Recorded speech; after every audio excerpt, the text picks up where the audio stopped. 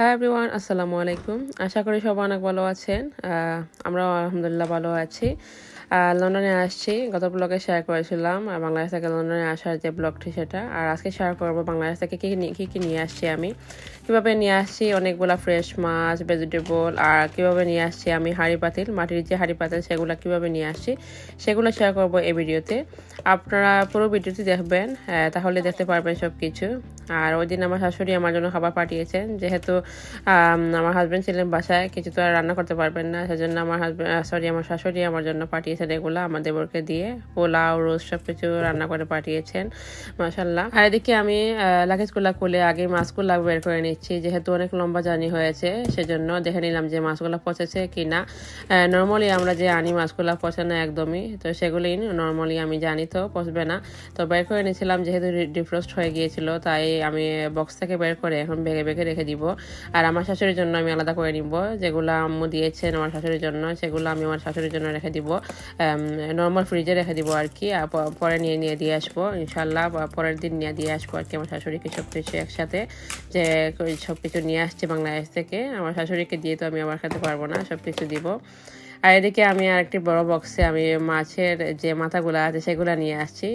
Basically এগুলো আমি আমার শাশুড়ির জন্য নিয়ে আসছি, আমি কয়েকটা রেখে দিব আর আমার শাশুড়িকে দেবো, আর কাউকে দেওয়া লাগবে না, তেমন কাউকে দেওয়া লাগে না। আমি আমার শাশুড়ির জন্যই বেসিক্যালি নিয়ে আসি আমি যখন যাই। তো এই বড় মাথাটা দিব আমার শাশুড়িকে, বলবো যে টক করে রান্না, মানে আমার আম্মু দিয়েছেন, বলছেন যে টমেটো টক দিয়ে খেতে অনেক মজা লাগবে।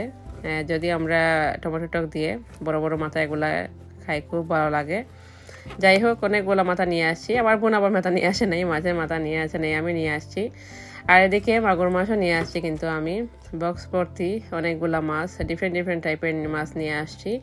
আর সবগুলো দেখানো সম্ভব হয়নি, আমি কিছু ডিপ ফ্রিজে রেখে দিয়েছি, আর যেগুলো আমার শাশুড়িকে দেবো সেগুলো আমি বার করে রেখেছি আর কি, যাতে নষ্ট না হয় আগে থেকেই বের করে রাখলাম আর আলাদা করে নিলাম আর কি।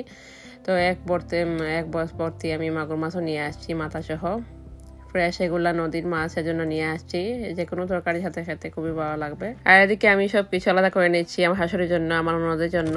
আমার ননদ আবার মাছগুলো এগুলা নিবে না, ও পছন্দ করে না এগুলা, তরকারিও নেবে না, শুধু পেয়ারা লেবু এগুলা দিলেই পছন্দ করে, সেজন্য ওর জন্য আলাদা করে রেখেছি। আমার শাশুড়ির জন্য আলাদা, আমার ননদের জন্য আলাদা করে রেখেছি, যাতে দিয়ে দিই মানে সেপারেট ভাবে। আর এদিকে কিন্তু একটা বোয়াল মাছও নিয়ে আসছিলাম, একটাই বোয়াল মাছ নিয়ে আসছি, নদীর বোয়াল মাছ, সেটা ভাগ করে খাবো, কিন্তু এটা দিব না আর কি, এখন আমার বাসায় আসতে সবাই একসাথে ফ্রাই করে খাবো। আর এদিকে কিন্তু শুটকি ভর্তাও নিয়ে আসছি মনের মতো করে, লাল মরিচের ভর্তা, আর যে পাতা দিয়ে, কুমড়ো পাতা দিয়ে যে শুটকি ভর্তা সেটাও নিয়ে আসছি বানিয়ে। আমাদের একটা বাড়াটি আন্টি আছেন, উনি সব কিছু করে দিয়েছেন, আমার বোনকেও দিয়ে দিয়েছেন 2 কেজির মতো শুটকি ভর্তা করে, আমাকেও দিয়ে দিয়েছেন। তো খুবই মজা, আমরা অনেক দিন ফ্রিজে রেখে খেতে পারবো, ডিপ ফ্রিজে আর কি। আর এদিকে আমার আম্মু কিন্তু তরকারি রান্না করে দিয়েছেন আমাদেরকে, তো সেখান থেকে আমার শাশুড়িকেও দিচ্ছি। আমার আম্মু কিন্তু বলে দিয়েছেন সব কিছু শাশুড়িকে দিয়ে খাবো, খাবার জন্য আর কি।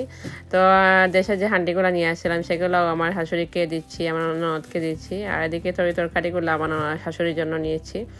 আম নিয়ে আসছিলাম, কাঁচা আম, ডাঁটা, আবার লতিও নিয়ে আসছিলাম ফ্রেশ, সব কিছু বেছে দিয়েছেন আমার আম্মু। যে হেল্পিং হ্যান্ডরা আছেন তারা কিন্তু অনেক সুন্দর করে এগুলো বেছে দিয়েছেন, কোনো একটা ব্লগে দেখিয়েছিলাম।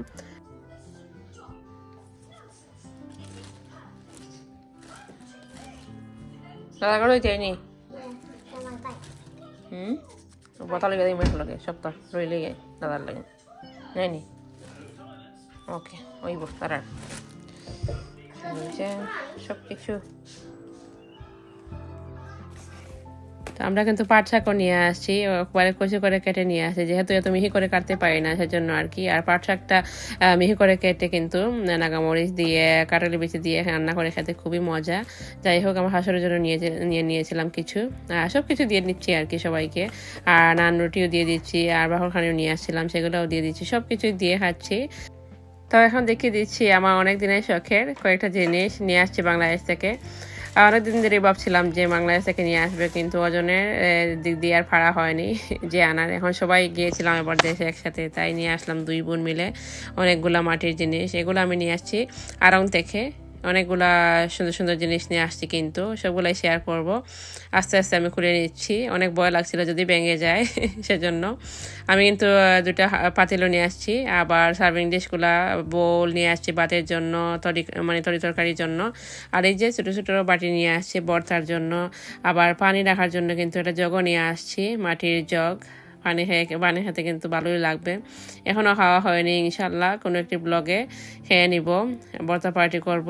এখন তো সামার আসলে লন্ডনে বা আমেরিকা যেখানেই বলেন না কেন, প্রবাসীরা ভাই বোন যারা আছেন তারা দেখি ভর্তা পার্টি করেন, অনেক সুন্দর করে। তো আমার খুব লোভ যায় আসলে এগুলো দেখে, অনেক ধরনের আইটেম দিয়ে ভর্তা করে, ইলিশ মাছ ডাল দিয়ে খুবই সুন্দরভাবে আসলে করেন। আমার খুবই ইচ্ছা। আমরা ফ্যামিলি বেশি মানুষ নেই, তবুও আমরা মেয়েরা মিলে ভাবছি যে আমরা একদিন করবো ভর্তা পার্টি। আসলে সামার আসবে বলে আসছেই না। লন্ডনে তো খুবই ঠান্ডা পড়েছে, মানে বাংলাদেশে কি গরম আর এখানে খুব ঠান্ডা। ভালোই লাগছে, খারাপ না, কিন্তু এখনো তো জুন মাস চলেই যাচ্ছে, কিন্তু সামারটা আসলে ভালো লাগতো। গাছ লাগানো, মানে ফুল লাগানো, সবকিছুই সুন্দর লাগতো। বারবিকিউ করার টাইম চলে আসছে। বাংলাদেশে যেহেতু শীতের টাইমে করেন বারবিকিউ, আমরা তো লন্ডনে বা অন্য দেশে গরমের দিনেই করি, কিন্তু গরম তো আর আসছে না। যাই হোক, ইনশাল্লাহ গরম আসলে একদিন আমরা ভর্তা পার্টি করবো, সেটা শেয়ার করবো অবশ্যই আপনাদের সাথে।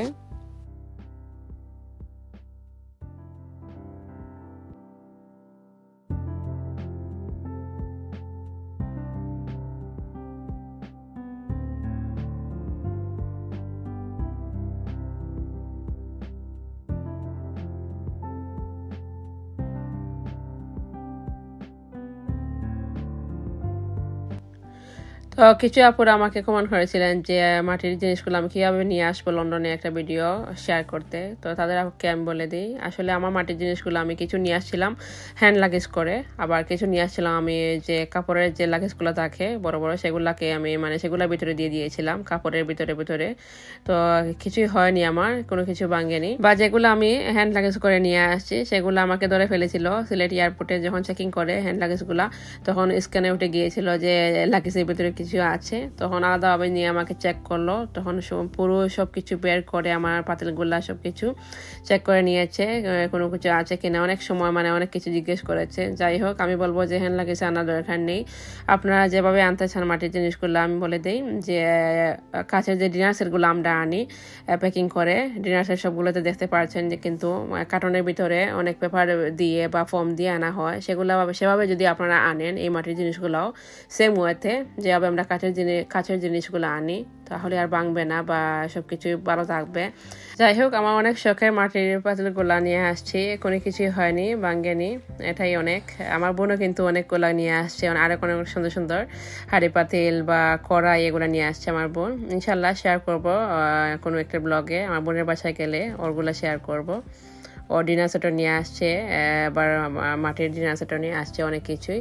আর এই সুন্দর পার্সটাও কিন্তু আমি আড়ং থেকে নিয়ে আসি, আমার বোনটা কিন্তু ঈদের সময় কিনেছিল সেম পার্স, তো আমার দেখে ভালো লেগেছিল তাই এখানে নিয়ে আসলাম। আর এই যে পাপড়ি এগুলো নিয়ে আসছি আমার মরক্কান যে ফ্রেন্ডগুলো আছে তাদের জন্য। তো আজকে এই পর্যন্তই, সবাই ভালো থাকবেন, আল্লাহ হাফিজ।